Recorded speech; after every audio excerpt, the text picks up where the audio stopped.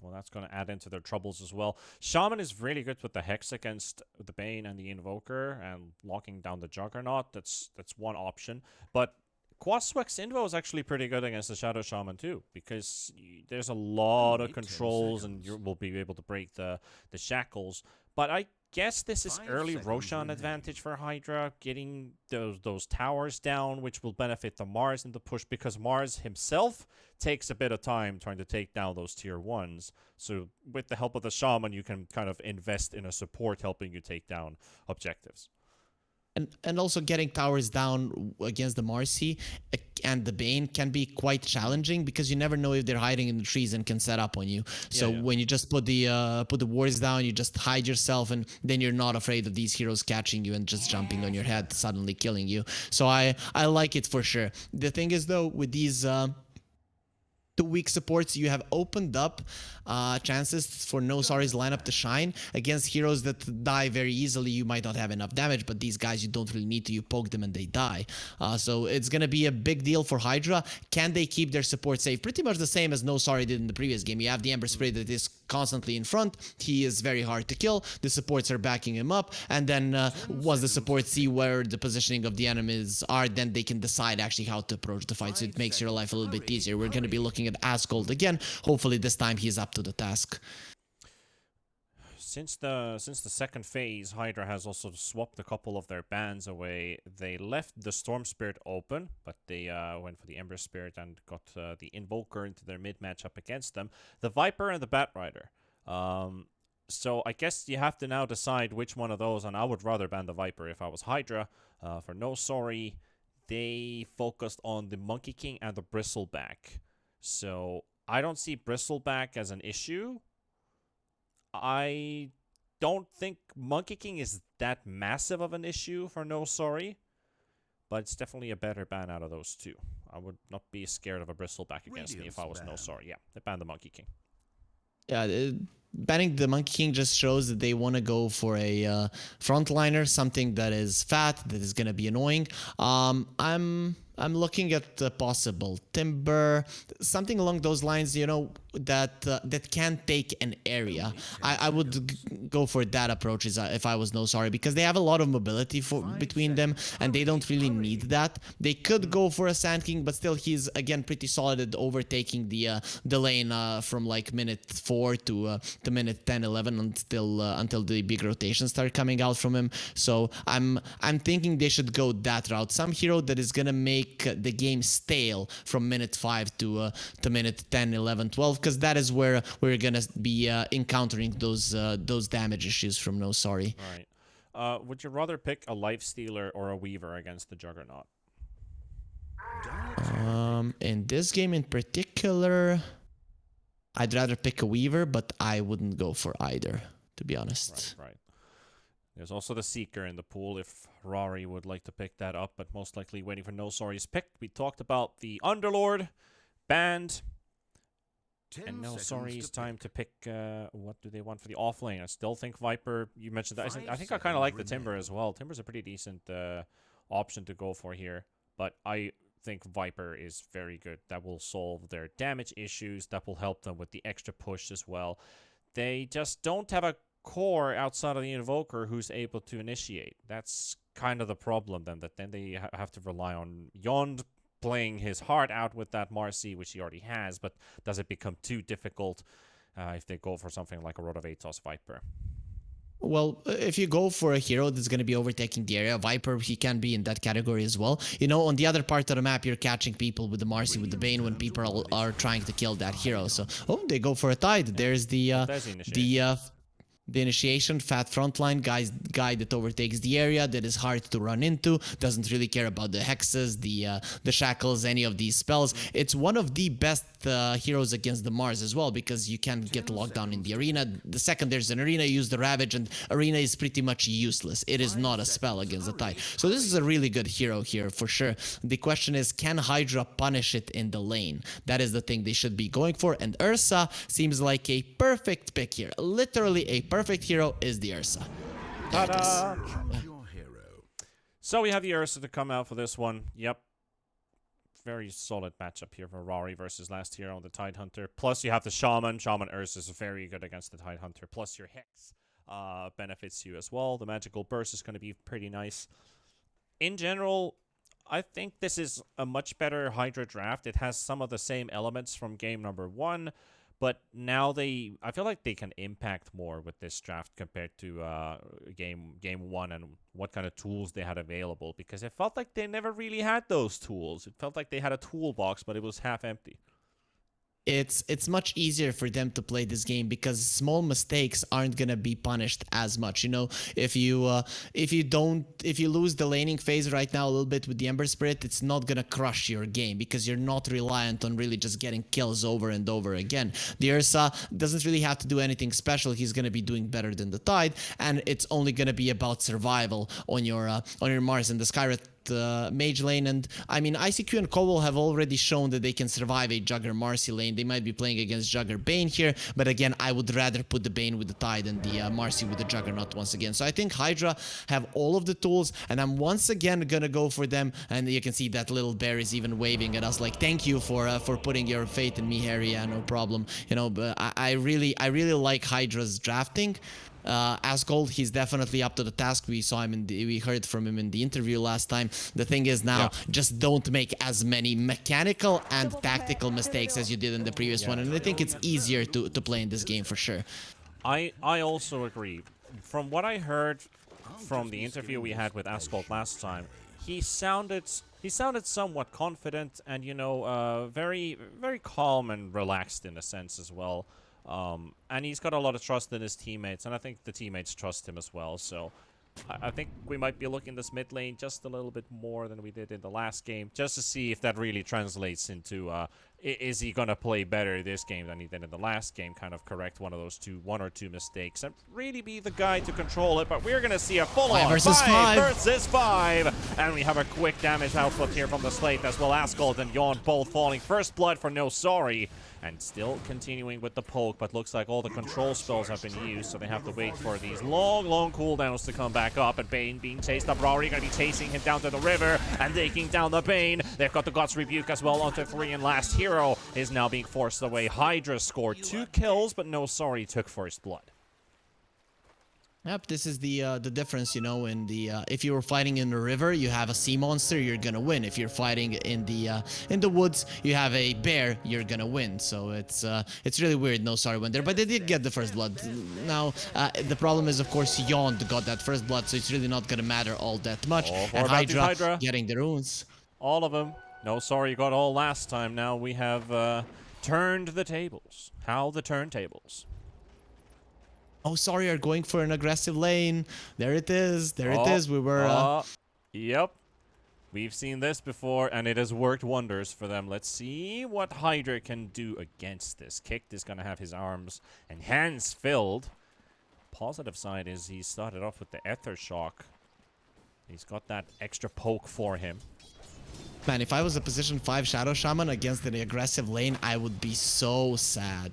So freaking sad. Every single time that once NoSorry hits level 2, that he is slightly out of position, he's gonna have a quick trip to the base. Yep. And yeah, that level 2, once it kicks out, every time somebody getting disposed into the Brain Sap combo. We've loved watching this, but we do need to keep an eye open on these other lanes. Asgold already 3 and 3. Manic 1 lasted so far. Let's see if he can uphold that. Nothing too special going on in here in the top lane. And Dream already used the spin to take some poke damage onto the Shaman and to the Ursa. But they've both prepared to this lane with a snake. Hydra are crushing it in the laning phase. They are bullying the Tide, and they are surviving on the bottom lane. The aggro tri-lane needs to get kills, especially if it's 2 heroes against you. It is a good start for sure. Deepening that way is gonna be the problem for sure. So NoSorry right now, they are looking to pull the wave back. Once that happens, I think Hydra will have to bring in the 3rd hero here, or the Ursa just won't be getting anything. Oh, they actually do take down the Tidehunter in the top lane after all, as we were looking at this bottom lane where Marcy was being held in place by Kicked and Kicked. We'll run into Black Archangel on the other side. Rory, not so much to do here. Rory's actually decided to go for the Orb of Corrosion, which I do really like here. Now we'll give some extra punch for the Ursa, but also for the Shaman. Yeah, for sure. The Shaman benefits so much from the minus armor. It's actually insane. If they want to go for the Roche kill early on with the Shaman wards, Orb of Corrosion will help there as well. Fighting again in bottom, kicked just goes down. Rory wanting to take down Yond, but Nightmare is going to be in place by Black Archangel. These kills happen so fast with so much burst damage on both. So you've got a Skywrath, and on the other side you have Brain Saps and Marcy with these big bursts. So couple of seconds too late in the TP on Kowal. He secured the top lane. He definitely could have come over and. Oh, that was okay. That was a small thing. I'll get back to that in a second if there's nothing happening in bottom. If there's nothing happening in bottom. So you saw the deep EMP from Manic onto Askold. And he was body blocking him while the Ember was right-clicking him so that he'd take the damage from the EMP. Small things, but really cool to see. Like, when you actually, like, it's not just you cast an ability, oh, he walked out of it. What can you do better next time? Body block the guy. Like small things. Small, cool things. Here is where you see that there is a true lover of Dota, but before we finish that one off, the bottom lane is just a never-ending fight. Yep. And I don't think there's going to be a moment of pause. Rory looking for the return kill. Will get it as Koval is already taken down. Hex onto the Juggernaut. They want this Smart C kill, and it's a double for the Shaman. And there's the Shackles. Dream's going to be a bit frustrated that you killed my buddies and you left me all by myself. Are we hearing some some issues coming out from Panda here? Transferring into the cast? Okay. Issues? Anyway, what do you mean issues? With Panda kind of being hyped up by those little plays, you know, that's where you see people are really in love with the game. Because, you know, on the bottom lane, there was a dispose on 2 people, and you're like, no, that happens so often, but this kind of cool block in the mid lane, that is something that you don't see too often in every single game, though. And here we go. Again, beautiful combos again. The Blade's Fury is going to be taking down Koval again. Skywrath Mage has taken the brunt of the damage here, and Rory, he might be able to slow them down with the Earth Shock, but as soon as that runs out, Yond wants to burn these raindrop charges that the Ursa actually has. And Rory taking a lot of damage here too, but able to get to safety. And is that the orb? No, that's just an Orb of Venom on the Courier. And they're pinging the Ursa. They want to die. Want him. Here they go. Ursa in the trees. Black Archangel coming in from the other side. Earth Shock nicely, but Yond is faster. And look how he disappears. There used to be an Ursa there. No longer. Dream will finally get the kills, and now the Ursa has also been taken down for the first time. And NoSorry, all you can do about this aggro tri-lane, it is winning again, and it's truly worthy of a clap. Until there are rotations from the mid or the top lane, this is now what's gonna happen. So I think HYDRA, they tried to fight at some point, but Kowal was just a tad bit too late, as we mentioned. Now there is no fighting anymore. You are just weaker. So you try to not bleed too many kills, and you wait for your cores who are crushing it. I mean, Mars, I don't even want to mention the difference between him and the Tide. It is insane. You wait for them to come over and save you. This is the type of game where you have to call for your friends. So HYDRA seems like they still want to fight. Well, yeah, Yond in the mid lane was looking for the action rune and finds the regeneration for himself. Gets broken instantly by Askold and Koval. Askold, who is 35 and 6 compared to the Invoker's 27. So the mid lane has been somewhat 50-50, but with a small advantage to the side of the Ember Spirit in terms of CS. And now Ursa finally getting to build the Orb of Corrosion.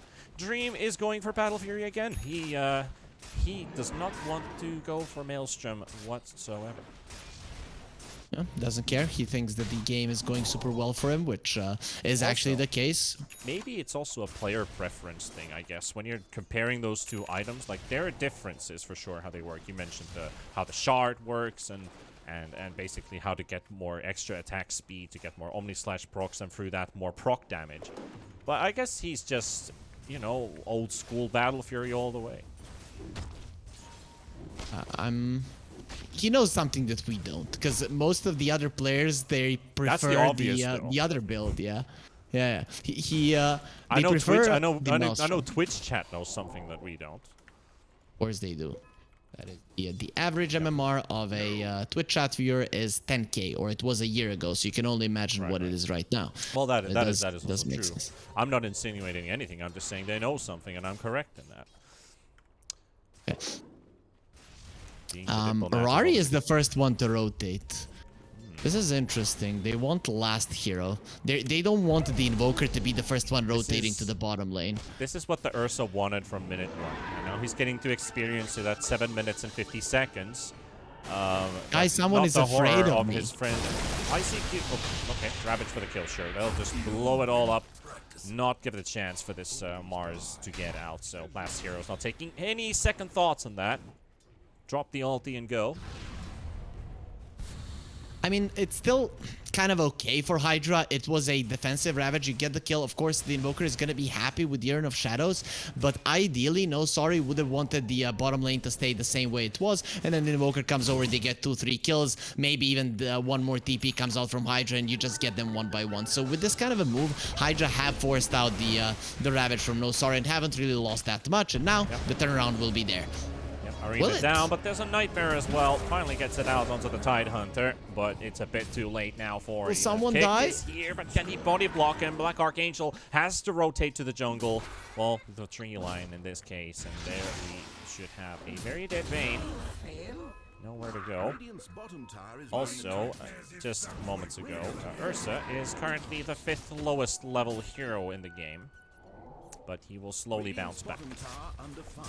That was a really good move from Kicked because he was the one being targeted. Marcy TPing to the bottom lane, wanting to hunt him down, and he understanding that something is wrong. So he goes towards the top lane. Of course, ideally they wanted to kill the Tidehunter, but they didn't even come remotely close to getting him down. So you are gonna be okay with taking a kill in the tower. And for now, NoSorry without the Ravage, they can't do anything. So HYDRA, really good place for them. It was NoSorry that won the laning stage, but they didn't really transition it into much. Whereas HYDRA, they got the first tower, and now this top part of the map, it's gonna be open for farming. Will spread thrice. This has been a very entertaining first 10 minutes, to be honest, in terms of everything that we've witnessed. Not only game 1's laning stage, that was also a very fun one to watch, and I think this is probably the best 2 laning stages I've seen. Or at least in the terms of them being very different to the usual laning stages we usually get to witness, as this one continues to provide. Bane and Invoker both sharing the damage here, so both of them fine. Invoker taking some damage from the Slate, disposing Ascult with that DD rune. Yond buying some time, but ICQ comes from the other side, bangs him with a shield. Even that's going to leave Marcy a bit disoriented, and in this case, down to the graveyard. ICQ coming in for a wraparound. He's ready to drop down the arena as soon as somebody shows. But he has to get a bit closer. NoSorry, I think this is the time where you just let it go. That's the move. That's the move. There we go. That's Bane dead. On the side, EMP inside the Colosseum. Tossing the Mars back into the arms of NoSorry, so they will look for the return kill. My Bane for your Mars, and the tower will go down. Last hero doesn't get it, but Manic is able to squeeze in the right click for the deny. Okay, NoSorry getting the best out of that situation. Their Ravage wasn't forced out. They only gave up the Bane, and then they denied the tower with the arena being used. In that situation, from our perspective, to me it looked okay. You better let it go. There was a chance for them to lose a lot of heroes. I expected the Jugger to come over. As we mentioned, NoSorry are lacking damage, but they are able to bring down one hero, and you should be happy with that with the lineup that you have. He's waiting in the trees here as he wants Stream to leave, but there we go. Didn't use the Script's ulti. available. He's gonna get his ulti off. Now he does. Oh, he's got 30 HP. Just Still needs a low. bit more, but I don't think it's gonna be enough as it runs out. He's also down. And following up on the Shaman. Spin to win. Double kill for the Juggernaut. Ursa saw the Bane walking in, but Bane is too fast with his fingers these days, and the Fiend Script comes out before he's time to react with his ult. This is the thing. The NoSorry, they were setting that one up, and the Ursa didn't actually know what was coming his way. So the Bane was constantly spamming, knowing roughly where the Ursa was, and the Ursa gets caught by that one. I really like the moves from NoSorry. They are running towards their cores, and they are running to defend the towers. The only bad thing for NoSorry in this game is that last hero just isn't that tanky, so he can't overtake the area, but he's getting there. With the hood, he's gonna be hard to kill. Spotted an Invoker. This is a good kill for HYDRA. Manic caught asleep inside the jungle, silenced up, rooted into the Mystic Flare. Simple as it sounds, it works wonders. Was looking for that little combo from HYDRA, like how do they utilize the Mystic Flare, but Ember is the answer for it. And into the Roche pit they go. Orbital Corrosion is there for Rory. Wards are placed down, and look how fast this fella falls. Yeah, the Roche is dead. There is nothing that NoSorry can do about this. This is really big. You know, if it was just the Invoker kill, you wouldn't be too happy. It's a nice kill, but you don't really set up any vision. You don't overtake the area. But with the Roche being taken, now HYDRA can posture themselves more aggressively on the top or the bottom part of the map, whichever they deem more or easier or better to play with their lineup right now. And there's not much that NoSorry can do. Ursa, you might be able to kill him once, but twice is gonna be impossible. And we can see Rory, he is gonna be copying the Juggernaut. He just needs a lot more time to get there, given that there is a 3k gold difference between the carries in this game. Yep, big differences. Also a big difference maker in the game might be Bane's itemization choices with the double woolly hats, as Kick is being completely mono burnt here by the Invoker, and last hero also on the chase, but he wants to keep that Ravage up for a bit longer. They kind of ran out of damage momentarily. But yeah, fluffy hats on Bane, 1200 HP. Doesn't get bursted right away. So those cheap extra HP items might just be the difference between, no pun intended, life and death.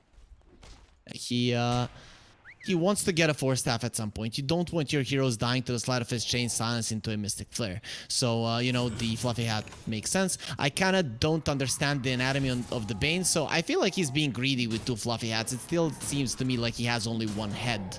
So I don't really know what you're going to be doing with 2 hats. But HYDRA, again, going for a smoke. This time around, the Juggernaut, that's a big kill. That's the one that you're happy getting, even if it's only a kill. Chains come out, but the spin's there, so he's out. Silence didn't come out in time, and now they're chasing last hero. Instantly TPing because they want to find another Invoker is close. skill, but they're smoking up. Juggernaut is coming. Bane is coming. Invoker's right on the side, and Rory hunting down the Tidehunter. Spear comes out. Tornado beautifully landing onto 2. Rory about to run out of mana as he burns his ulti already. HYDRA have to get the hell out of there. They're going to be taking down Ascald here. Dream's going to be finding the first one, and Kicked has the control onto Dream for a bit longer, and will take down a second. And now down to the Ursa. Ursa does have himself that Aegis. He would love to keep it up a bit longer. He hides in the tree line, and NoSorry, they just... Now NoSorry need to run. No, yeah, it feels like how the turntables. As ICQ jumps in for the blink, goes for the spear, Mystic Flare, onto the Bane. Bane will be taken down. Aegis is burnt out as well. NoSorry, it's still a 3 versus 3 for them. Manic will isolate and zone out the Mars. Slow coming out onto Dream. He will spin forward, but... now they're turning into the other direction. So we're going back and forth, and here comes the Ravage. It's going to connect onto no one because it overlaps with the Tornado. It does absolutely nothing. Last hero a bit disappointed with the outcome of that one as he, another missed spear from ICQ. We have not really seen too many Mars spears land during the course of this series, but no matter. It is going to be a 1 for 3 of one of them being the Aegis kill. NoSorry overestimating their ability to do damage. After the Omni Slash is gone, you have to get yourself away there. So, you know, this Jugger is extremely powerful, but the problem is if he dies, and they stay there for a little bit too long, you know, too close for comfort if you ask me. HYDRA, on the other hand, they want to turn every single time that they can. NoSorry, once you get all of your spells out, if you can bail with minimal casualties, you should be happy, because still, your win condition, being your Juggernaut, is so far ahead of the enemy carry. You're aware of that, so you know that the enemies need a lot more time to hit their win condition, and you are the ones that actually need more time, considering that you have the Juggernaut. So you really don't have to force the issue. I think in the next few fights we're gonna see them be a little bit more conservative. Yep. Marcy will be found though. HYDRA will find another. Tied now 12-12 on the scoreline with that kill. Also, talking about small mechanics regarding pub games, I really like the usage of comms with an Invoker in your team.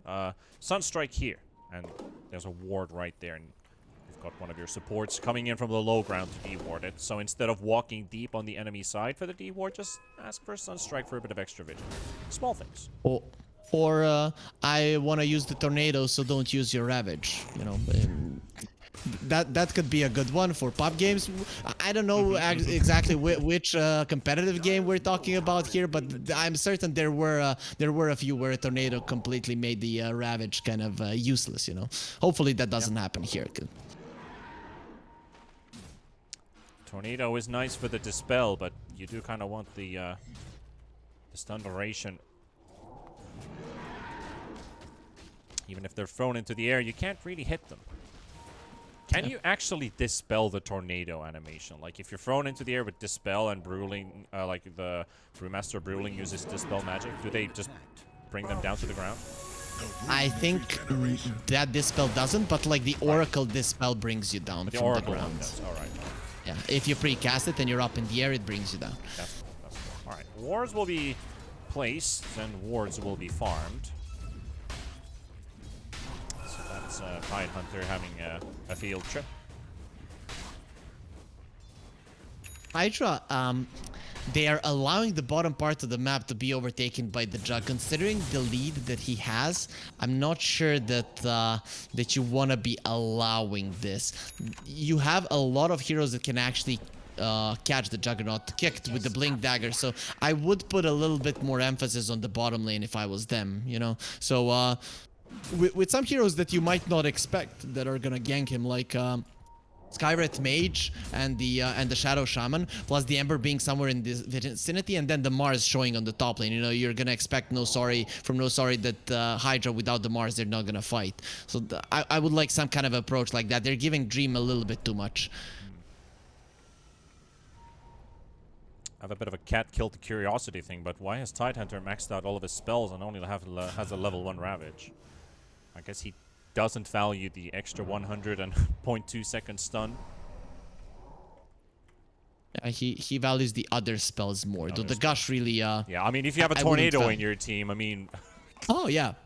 Like, he's probably thinking, why did I even get a single point in Ravage? It sounds like a couple's argument. You're like, you know what? You're using tornado. I'm gonna level up my other spells. And the Sunstrike will find Ascald, and here's Yon, but Yon isn't gonna get the dispose out in time. Ascald able to jump to save the Glyph being used though in the bottom lane. By the way, that's a lot of damage you get from both Sidekick and Alacrity when you give it to Juggernaut. Yeah, for sure, for sure. The buff they're giving to the Juggernaut is insane. Maybe that's the reason why Dream is going for a Battle Fury. Maybe it's not his preference, but in the last game and in this one, he had things to buff him up. And when you have things to buff up your physical damage, then I'm actually okay with the Battle Fury being your item of choice. Again, doing the same thing with the wards, and this time the tower will fall. And last hero doesn't get the deny out of it. He's actually going to leave it. Leave the wards down on the ground as he decides to walk out, suspecting HYDRA might actually jump on him. 20 seconds for Roshan to spawn. Let's get our good old predictions out. Chat may also participate. Write a number between 0 and 180 seconds for Rosh spawn. I'm gonna say 4 seconds. Harry? I'm gonna say 37. 37 and I'm gonna be 4. closer than you for sure. And it's an 11-second spawn, so you're not faster than me. This is a very fast Roshan spawn. Usually we go for like minute or minute 30 or somewhere in between, but we actually went for pretty low numbers this time. I was like, I had the chance to say 5 seconds and be closer than you for sure, and I was like, no, I'm not gonna do that. You're I can be cocky, you know. I You're can a be good guy, cocky. so I you can don't say do it. 37. Yeah, no. I tried to look like a good guy, but it still wasn't a nice play. I still have so much more chances of actually getting it closer than you, and then it's 11 seconds. This second Rosh is very important for HYDRA. So NoSorry, they have to bring in their Juggernaut. They've already lost the top tier 2, so that dire advantage of the Rosh in the early part of the game, it's not there any longer. So HYDRA, they just need to dodge out these things, outpush the bottom lane, and that's gonna allow them to have Rosh. They already dropped down the scan, so they know no sorries in the area. Sky even grabs vision on the Yawn, but here we go. They don't even need the Sunstrike for this. Unleash does more than enough damage, but is that the kill to take Roshan? Yes, it is. This is bad. Yep.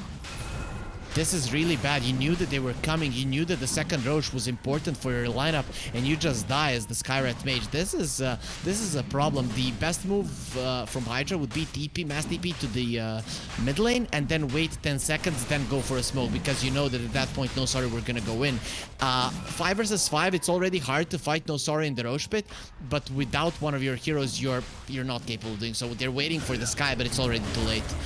They're finding themselves a Bane kill, but Roche has fallen. Shard is taken. Bane coming in with the buyback. Ravage is coming out as well with the Cataclysm. Will be taking down at least one. Can they find more? Ascald on the runaway. Yawn relentless with the chase. Big amount of damage as well. But Rory, the silence coming out as well to the Juggernaut. Can they get rid of the Aegis? Nightmare save comes out as well, so the Arcane Bolt doesn't connect, but the Tornado is going to be there. And this time they use their spells in the good order. And he bought himself back. Only to drop again. So and that's... Yeah. No, it's supposed to be he was alive back, for 3 seconds. Yeah, but still, the Sky was alive for like 3 seconds. Yeah. He spawned to die once again. Yeah. That was a sequence of events that put NoSorry so far ahead in this game, and I think they have definitely proven right now that that they're the much better team out of the two. You know, Hydra, they knew what was going their way. They kind of knew what NoSorry were gunning for. That is that classic move, kill into Roche. That is what you want to do. NoSorry, they don't have really good Roche taking capabilities in terms of, other than the Juggernaut, no one really does physical damage. So you can wait. You can wait it out and then go with all of your heroes. If you get the right initiation, if you get the right heroes, you can actually win it. And at that part of the game, you should have buybacks ready, considering that you have an Ursa lineup. But they knew everything and they didn't prepare accordingly. NoSorry, on the other hand, they got a pick up. They walked into the Roche. There was really not much contest there, if you ask me. And the Bane gave his life for the arena. After the arena is popped, there's almost nothing that can stop the Juggernaut. So I'm looking at Hydra right now. All of their timings have been crushed, and the difference between the Ursa and the Juggernaut, it's increasing even further. I can't even look at this. It's just so much. Rune being picked up by ICQ. Dream instantly on the occasion. Bane will be blown up. That is a dieback. NoSorry instantly disengaging from this. There's the DD Mars. It's not really the Mars that is scary. The fact that the entire team of Hydra is there, and they are not. They have the Tidehunter still farming in the bottom lane without the Ravage. Omnislash is coming off cooldown.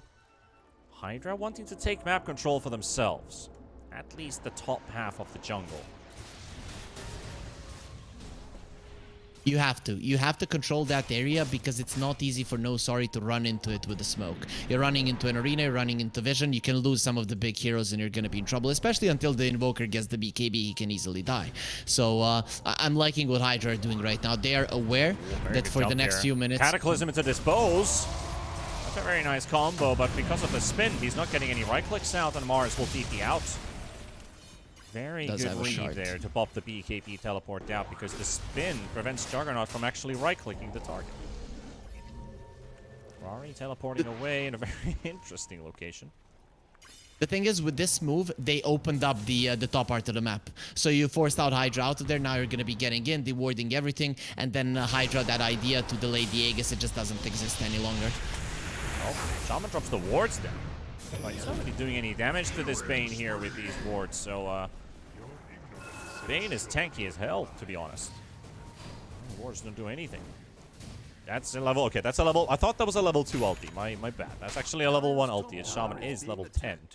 They have the least level supports on the side of Hydra. They are on the receiving end of this game. So Hydra went for items, you can see on the Shaman, to catch the Juggernaut. They didn't manage to do so with the Blink. Bottom? Manic is gonna be fine. Now, the bottom lane is much easier to overtake, because you have so many angles that you can come from, and when you're going into top, you're usually going to be coming from the path of your tower, or it's going to take a long time for you to get in. So now it's much easier for NoSorry just to run in here, which is what puts Hydra at a big disadvantage. They have the vision. They see Koval in the tree line. The illusions are providing everything they need to catch him.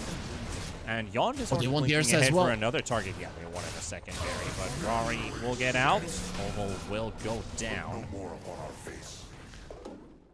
That is, This is increasing the lead to 6K.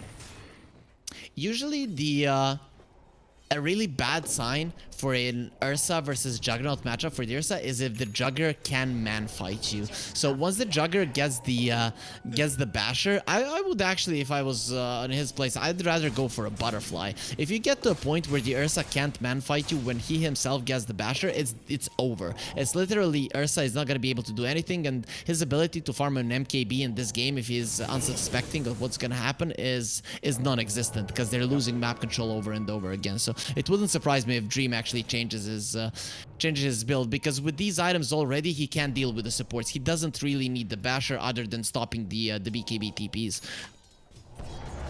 Go, ICQ getting the jump, and it's a good target as well. They've got Yond, they've got the Invoker being hexed up as well. The Shackles there, that's going to be 2 quick kills for HYDRA. That's a great start for them. And now, what can they gain with these? Because they would love to find another core, or at least an objective. They've got the creeps in mids. One lonely range creep leading the way. In my mind, push out the bottom lane and overtake the top part of the map. Those are the main things. If they can get this tower, it's a really good bonus, but it is dangerous because you can see that NoSorry are ready for a fight. Here we go. Ravage instantly onto 2 as it takes down ICQ. And Shaman was also stunned in the back, so they weren't able to do anything to save their Mars, and they keep the tower up. Does he deny it? Nope. Tower stays up. This is why I didn't like it. It's okay to put the wards there just to force out NoSorry to get in, but you didn't do much. You only pushed out the bottom lane. You didn't secure yourself an area that is going to be easy to play in. That is what I wanted HYDRA to do. Still, the fight is going to be quite nice. The Ravage was used, so overall it is not a bad move if HYDRA can do it again, and then after that want to still secure themselves the lanes, because still you are getting only kills in the river or on your side of the map. For you to be able to get kills on the opponent's side of the map, and that's how you win games, you need these lanes to be pushed, and you need to be controlling an area that is across the river. Crossing the river is definitely an issue. And now Basher up on the jug, going for a swift blink. Ursa is about to build his Basher. Very similar type builds on both of these carries here. Dream just has a bit more. He has an entire item more, and that is the Scotty. Almost 2 items, you know. Almost 2 items, yep. Massive difference. He got crushed in the lane. The Juggernaut got the Battle Fury at a good timing, and Ursa got a Battle Fury at a really bad timing. When the Jugger got his full Battle Fury, the Ursa had either the Void Stone or the Ring of Health. I don't really remember, but it was only one component. So there is where the difference comes from. Yep. Also, the difference really here, which is being shown now because of that, is almost 100 last hits difference between the 2 cores. And Juggernaut hasn't died this game. Dream, who already rocked some pretty solid numbers in the first game as well. He was 13-0-4 on the Juggernaut, and now he's 8-0-7. That is a total of 21-0-11. That's a 32 KDA during the course of a series, and that's a KDA with 0 deaths, not even 1. Not even 1. He can still die once, you know. And he can still die once, and it will still be a 32, exactly. And we know it's all about KDA. That's why HYDRA, they want more kills, and they're running straight into NoSorry. Roche is up in also 15 seconds, so very important for HYDRA to win this. Might secure them Roshan as well. They have the vision, though. The scans are right on top of them. They've got everything they need, and HYDRA's cores are backing away. They're going to their own vision. They're just outside of HYDRA vision, but they're under NoSorry's. This is a very, very dangerous place to be in now. And here's the smoke from NoSorry. This is the difference. If they don't have a counter smoke, they're in trouble. NoSorry, they know that they have to wait it out. That is the thing. HYDRA, you know, when they scanned out, they went a little bit too early with the Skyrat Mage, but here NoSorry, they kept all of their heroes alive, and now they're gonna be coming from an angle that you don't expect if you're the side of HYDRA. So now you're gonna get kicked out of here. Big Ravage might be coming in as well. HYDRA still on the high ground position. NoSorry, they have already done 3 of the directions. There's only one more where you can come out of. It's from the high ground on the right side, and they're gonna get the jump on Mars first, and Mars about to drop. ICQ leads him away, and he gets a full heal from the Satanic Bonk, and they're gonna be taking down Yawn first. There's the Feast grip onto Ascol as well. They're gonna be dropping down the Cataclysm. Ravage is gonna be connecting as well, gonna be taking down at least 2 heroes stunned up right now. Ascol on the side. There's the Arena coming down from ICQ, and locking down the Invoker for the time being, but Rari is dying. dropping down the ulti, but this Ursa is dying, and Ursa is down. NoSorry will take down the core, and HYDRA, they don't have anything left to give. They gave their everything for that defense, but NoSorry, perseverance pays off.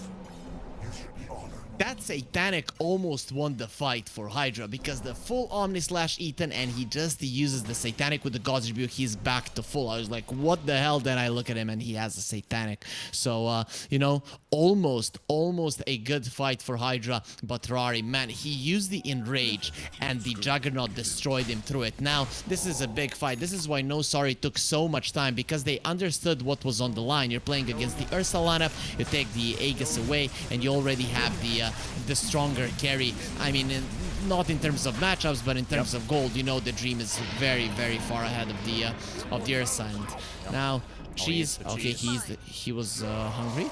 He was a hungry lad. You know what the best thing is? NoSorry spamming HYDRA voice lines.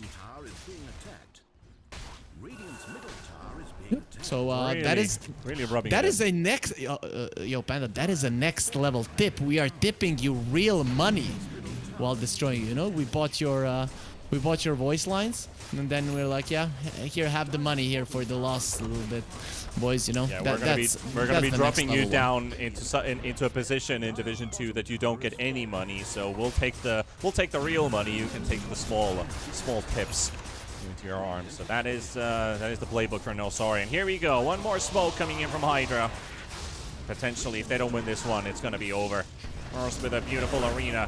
Only catching the Mars though. Juggernaut out of it. Tidehunter walks out of it. Bane on the side. Dropping low. Will fall. Marcy down as well. 2 heroes dead already. Omni Slash. Or the Swifts. Actually, that was the Omni Slash that they did drop on him. Will take down ICQ.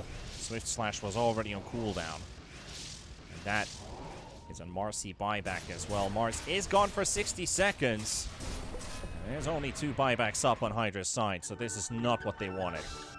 If NoSorry knew that the Mars didn't have the buyback, they would go further. Without the Mars, HYDRA cannot fight. There is just no way in hell. That is their tankiest hero. That is their initiation. It is pretty much their everything. And, you know, NoSorry, obviously, they don't know this one. It's gonna be quite dangerous if there is a initiation from the Shadow Shaman with the Hex instant buyback. That could be problematic. So take all of the outer towers. That's gonna be the name of the game. But that Aghanim Scepter, the Dream got from the Roche, that's also gonna be a really big thing in these fights. You know, with the Swift Slash, the supports die. That is the case. HYDRA, their supports, they can't show their faces. Hiding their faces in the bushes like Homer Simpson. Gonna be hiding in there for some time. Gotta wait for the right time to show again. Dream leading the charge here. Juggernaut just spinning to win. That Swift Slash that he gained from Roshan by picking up that Aegis for himself is making things even harder for HYDRA to focus and lock down this Juggernaut. It feels like this Jug just cannot die anymore. You have the Glimmer and the Blink, you get into the bush, you maybe get a Aeon Disc, and then you come back out. I think that's gonna be the time where you're gonna poke out your face, but oh, they caught Dream. Yeah, okay. Oh, what a beauty of a Ravage, and another one with a Cataclysm full combo, and that's it. If there's anything you can do after a combo like that, it's write 2 letters into chat and say, you win. Yeah, GG. that is when the game ends, and it ends with a rampage from the invoker. You know, NoSorry, they did have some damage issues, but when 36 minutes in, you have the refreshers, you have all of the items that you need. Those damage issues are not gonna exist any longer. You could say HYDRA, they needed the end of the world, a double cataclysm for them to lose, but that wasn't really the case. NoSorry had this in the bag even without that one. It was just a little cute, play, you know, to hype up us and the viewers a little bit. But overall, NoSorry, a clean game from them, a clean series. They definitely showed that they're a better team than HYDRA. Asgold, he might have had a lot of confidence in our previous interview, but I think he got put in his place, and now we're gonna be seeing a bit of a more humble Asgold, and hopefully that does elevate HYDRA to a new level, because NoSorry, they really put them in their place. They definitely did. And as you said, it wasn't even down to the final fight, basically, what solved out this game. But I think one of the bigger fights we saw was inside the dire jungle, where we saw this big skirmish go on and forever and ever. And when it finally turned into the advantage of NoSorry, that was kind of the fight that wins you the game, technically, because NoSorry they did not stop from that moment. They just kept on going. They played their own Dota. They had a good game plan on their minds, and I felt like they had a lot of fun playing this one as well, knowing that this game feels unlosable now. Yeah, I would be having fun playing it if I was a Juggernaut with a Battle Fury, with the enemy Ursa having the phase boots. I'd be like the happiest boy in the world. Though, on the other hand, you know, that can put a lot of pressure on you. Imagine you lose that game. Everyone is looking, how did you lose that game? It was really impossible. But in the end, NoSorry, they get a clean victory. As I mentioned, the biggest kind of cue for me that shows that there is a difference in tiers between the two teams is when NoSorry smoke and HYDRA knows, they don't prepare accordingly and they don't get themselves prepared for it. When NoSorry smokes and HYDRA knows, they prepare for it perfectly, and they get into a fight where HYDRA, they use all of their spells perfectly, everything goes ideally for them, and they still lose. That means that you were not in a good position, or your opponents were in a good position, and that they were stronger than you. So NoSorry, they did everything right, and with a few moves they also showed that they definitely deserve this one. It was not a fluke. They are the better team. Dream also finishes the series with a 40 KDA with 0 deaths. That's a total of 23 kills and 17 assists. So Dream's going to be very happy at the end of this day, knowing that I gave it my best, and I think I got a pretty pristine, clean performance out of him as well. 36,000 net worth on a Juggernaut. Like, how much bigger can this guy even get? But in this game, it felt like, yeah, there's no touching the Juggernaut anymore after some time. But he was massive this game for sure. And this was kind of funny because when you think about NoSorry and the tornadoes overlapping ravages, and they did do a couple of mistakes. I think those mistakes were very minor. When in a game where you think if you do a mess up like that, it might cost you a team fight. It might cost you the map control of the game for the next 30 minutes if you screw up in a team fight like that. They can do these errors and they're still completely fine with it because they bounce back twice the better.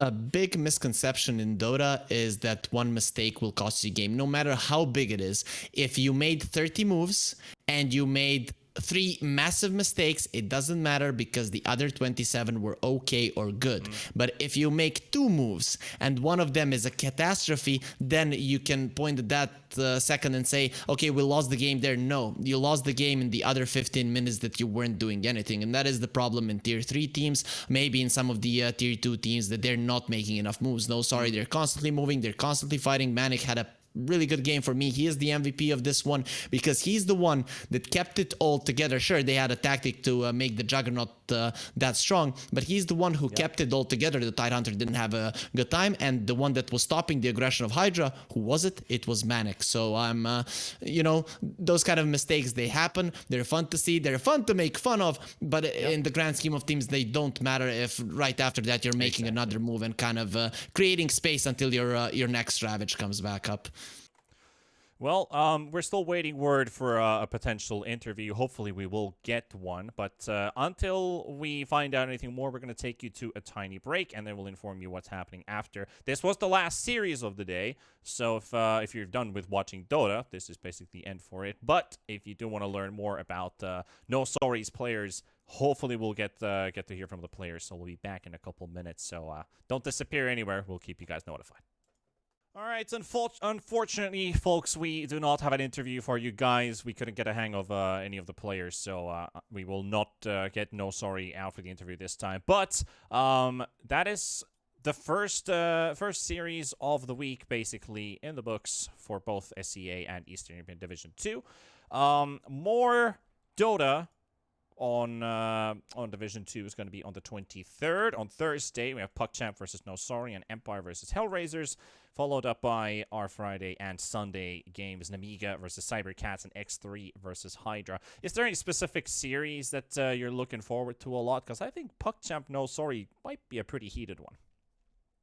I think NoSorry will destroy them so much that PuckChamp won't be getting to play the game, to be honest, from what I've been seeing from these two teams. So I'm not that much. I'm more looking forward to Namiga and Cybercats. I think that is gonna be a big one. You know, that could be the one that is actually deciding who's gonna be going through. You know, because whoever wins that one for me is probably gonna go through already.